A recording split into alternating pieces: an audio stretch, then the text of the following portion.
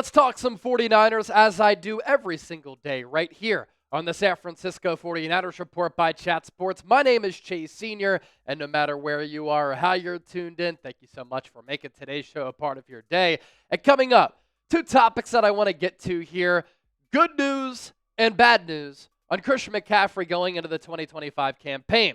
And I was thinking about this just looking ahead to the 2025 season, thinking about what some people have said about Nick Bosa in the comment section on YouTube, on my social media pages.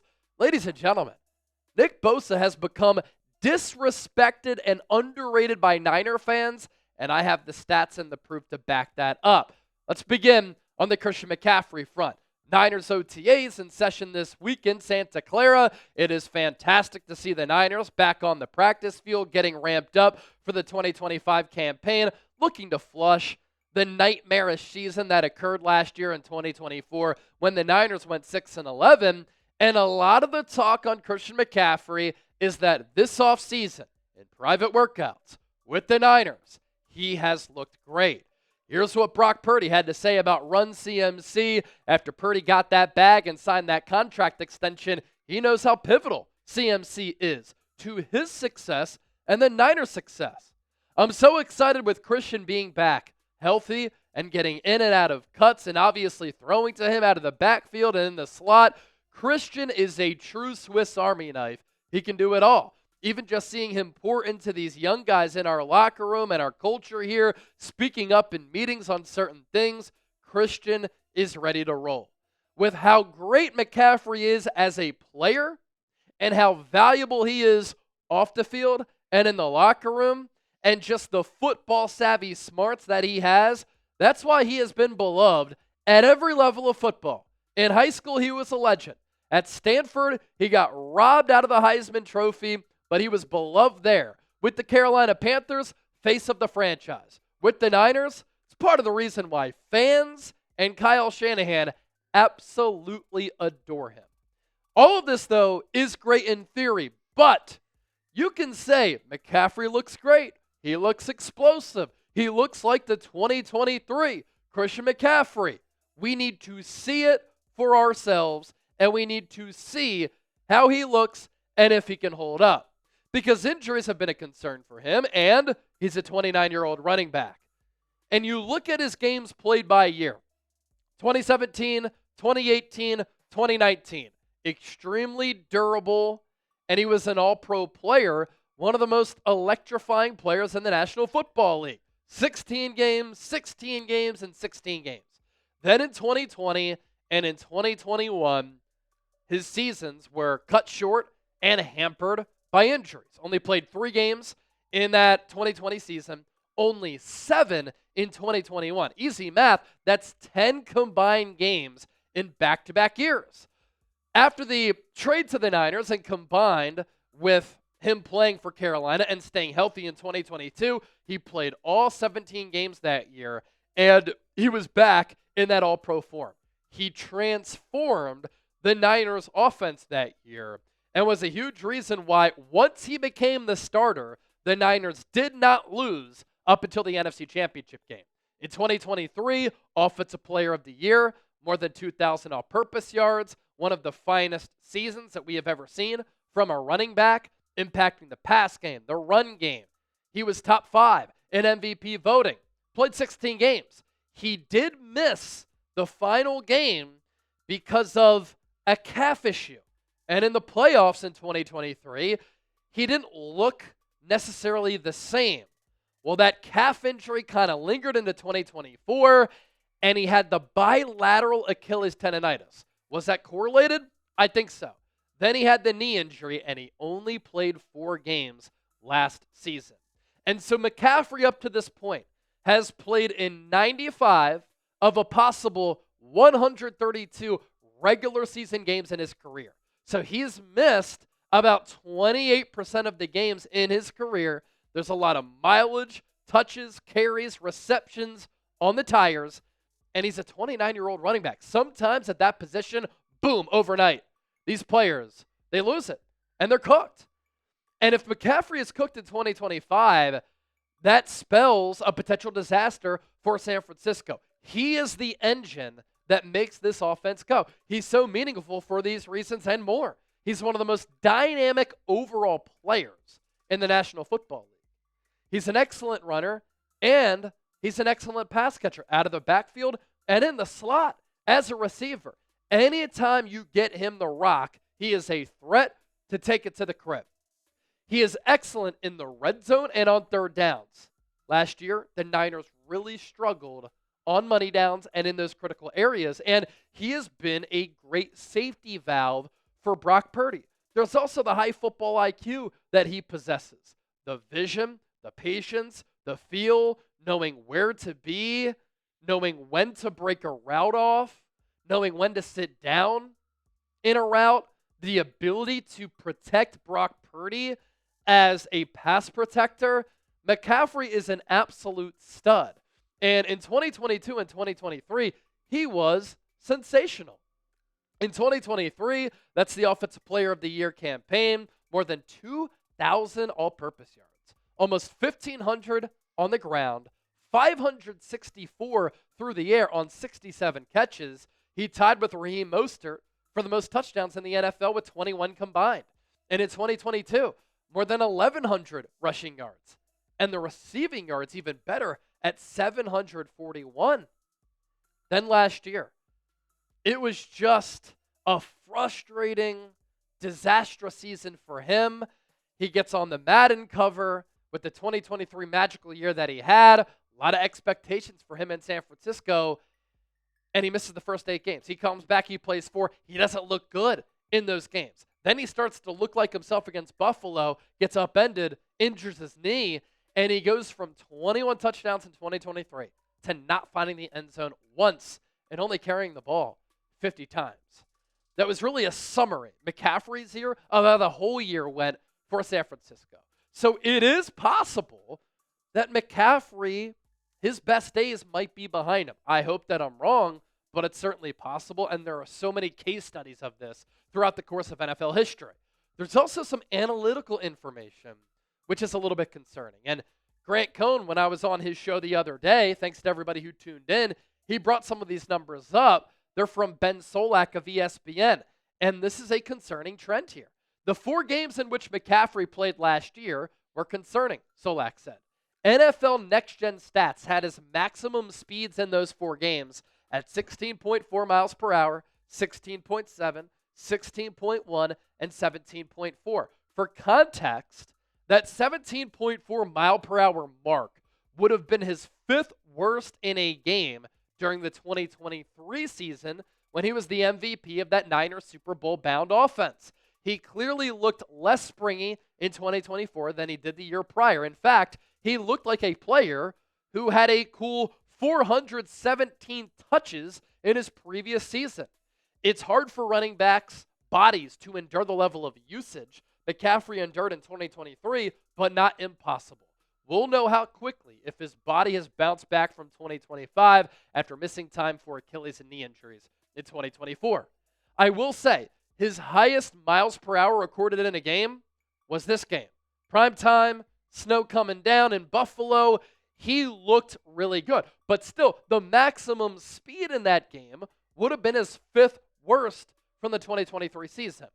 It could be that he wasn't 100% healthy. He certainly didn't look it. He was starting to round into form, and it was snowy. That can impact the velocity and the miles per hour in which he runs with. But when he was on the field last year, he looked like a shadow of himself. I do think that he can extend his NFL career for a running back with his ability to line up in the slot, catch balls out of the backfield. I think he's unique in that way. But sometimes injuries, you can't escape them with all of those touches. And keep in mind how much he's touched the ball in high school at Stanford, being a dual threat guy and a returner that he was, and then with the Panthers and so far with the 49ers, because the numbers were a drastic fall off. 2023, 272 carries, 1,459 yards. Those yards leading the NFL, the rushing yards per game at 91.2, 5.4 yards per carry. And all of those numbers go down so much in addition to the games played year over year. And so one of the things that I want to hear from OTAs this week is that McCaffrey looks springy, that he's on the field, that he looks healthy, and that season marred by injuries last year is a big reason why he has slid all the way down to number 7 on the top 10 running backs list from Pro Football Focus going into 2025. Derrick Henry won, Saquon Barkley too. I don't know how you don't have Saquon number 1 there because he was the Offensive Player of the Year. His numbers were better than Henry. Bijan Robinson, Jahmyr Gibbs, Josh Jacobs, 3, 4, 5. Bucky Irving at number 6. He was terrific last year. If McCaffrey's healthy, he's a top 3 running back in football. But last year, he only played 4 games. And then rounding out that list after McCaffrey, James Conner, Devon Achane, and Kyron Williams. PFF on McCaffrey, their reasoning here. We don't need to tell you how good he is when healthy. He owns a 91 cumulative PFF rushing grade over the past 3 years and led all running backs in Pro Football Focus wins above replacement in 2023. All of his fully healthy seasons have yielded incredibly high volume and efficiency numbers, but 2024 was once again a season riddled with injuries. McCaffrey played in just 4 games due to calf, Achilles, and knee ailments, and he will be 29 years old this year. So with that, this is a big question here. How many games will CMC play in 2025? Predict it for me down in the comment section. Hopefully he's healthy and productive. I got word from our ad ops guy, Jack Lauder, right here at Chat Sports, that these shirts are crushing. That goes a long way in supporting us. It tells Fanatics, a huge supplier, that Chat Sports is where it's at, and we have loyal viewers. And you get to get geared up with some awesome Niners gear, and you get to save money. These Niners shirts, Faithful to the Bay, on sale for just $18. Are you kidding me? Head to chatsports.com/faithful. Get yours today. I'll put that link down below in the show notes, and it is attached to the pinned comment on today's San Francisco 49ers report. All right, we move forward on today's show.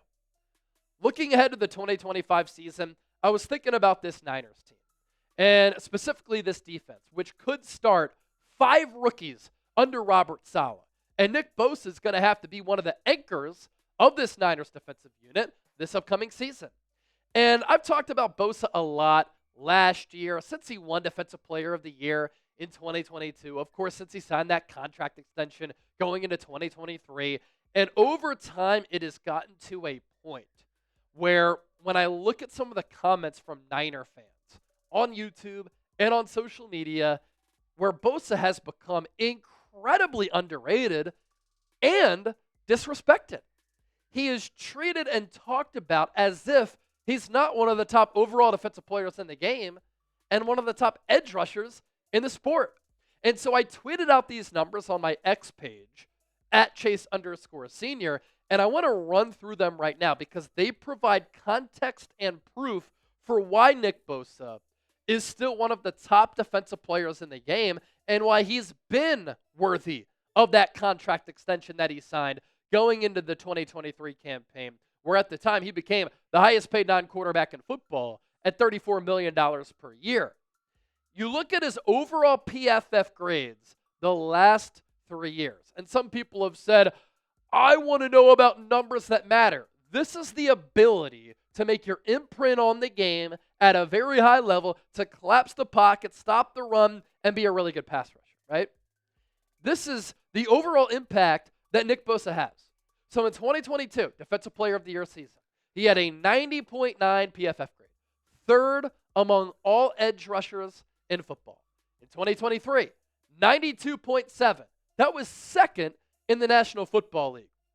In 2024, he missed those 3 games. It was still 91 in a down year. That was still good for 4th at that defensive end spot. How about his pass rush grade the last 3 seasons?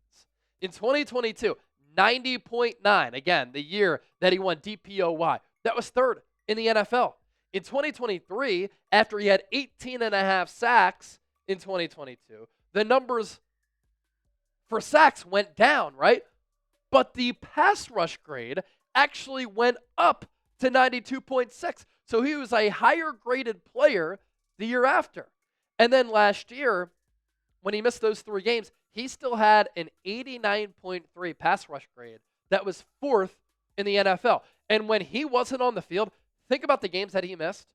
The Niners were thrashed and fried by opposing offenses. Think about how good the Niners were playing in that game against Seattle. Bosa was dominating too at home. He goes out. Seattle did whatever they wanted to do. How about his pressure numbers the last 3 years? 2022, again, the DPOY season, 90 pressures. First in the NFL. In 2023, again, the sack numbers did go down, but the pressure numbers went up. This is still having a huge impact on the game. 95 pressures. That was third in the NFL. And last year, again, he missed those 3 games. He had 69 pressures. Despite only playing 14 games, that was still number 6 in the NFL at that edge rusher spot. And then his sack numbers. Of note, these are PFF numbers. Pro Football Focus does not count half sacks. They only count full sacks, right? And so there are no half sack figures on PFF. But in 2022, it was 18 and a half sacks, according to like ESPN and Pro Football Reference. PFF, 19. Number 1 in the NFL. It's a big reason why he won Defensive Player of the Year. In 2023, he had 14 sacks per PFF. That was 10th. Last year, he had 10 sacks. That was 15th. If he didn't miss time, he would have had double-digit sacks on the trajectory that he was on. Another narrative, too, is that Bosa misses so much time. Look, he tore his ACL in 2020. That was his second year. Outside of that, he hasn't missed a lot of time. He missed 3 games in 2024. That's not a sizable amount of time. And he was playing through injuries a lot in 2024. Still highly productive.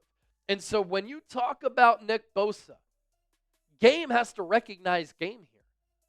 Real ball knowers have to understand how dominant he is and has been, and you can't sleep on what he's been able to do. He is still one of the top pass rushers in the game. And he has done a lot despite not having an elite edge rusher opposite of him for his entire career. And let me ask you this question. Has he had a very good pass rusher opposite of him throughout his entire career? D Ford barely played with him. You had Arden Key, Charles Omenihu there for a little while. You've had Drake Jackson, who is no longer on the team after he was the second-round pick in 2022. Leonard Floyd, Yetur Gross-Matos. Come on now. I mean, he hasn't had a lot of help. So he's been getting double-teamed and chipped, and he's still producing incredible numbers. And let me throw this out there. I mean, if he goes out there and has another really good year, Nick Bosa will be a discount for what the edge rusher market is. This is how things change so quickly in the NFL. Highest paid defensive player in football and non-quarterback when he signed that deal going into 2023. That's no longer the case. This is how much the NFL salary cap has changed. This is how much the edge rusher position has changed as far as the market and the demand. Max Crosby is making more than Bosa. Danielle Hunter is making more than Bosa. Myles Garrett is making more than Bosa. And you know who's going to get paid soon? Micah Parsons, who's probably going to overtake all of those players, whether it's with the Cowboys or somebody else. And at that point, Bosa will become the 5th highest paid pass rusher in football. So what say you before we dip on out of here? Nick Bosa is O for overrated, U for underrated, P for properly rated. Let me know down in the comment section. Share your thoughts with me. If you think that he's overhyped, I want you to explain why, and don't forget to subscribe.